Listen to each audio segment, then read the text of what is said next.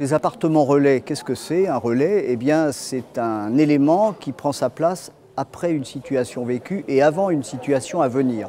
Donc ce maillon, eh bien, il va permettre à des personnes qui n'ont plus à bénéficier d'un hébergement d'urgence parce qu'ils se sont installés un peu plus dans la vie, ils ont retrouvé, on va dire, une certaine sérénité, mais ils n'ont pas encore peut-être l'autonomie nécessaire pour pouvoir occuper un appartement social dans un cadre tout à fait classique, et il leur faut donc un accompagnement social.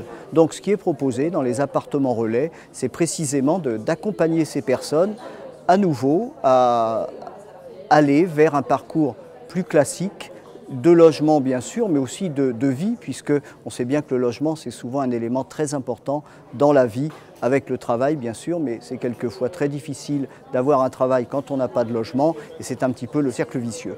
Donc les appartements relais, voilà ce que c'est, et nous fêtons donc aujourd'hui le 20e anniversaire de l'implantation dans le Val d'Oise par l'association Fréade de ces appartements relais.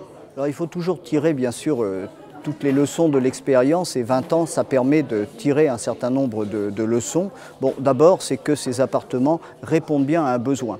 Il y a à peu près 150 familles qui en ont bénéficié, donc c'est beaucoup.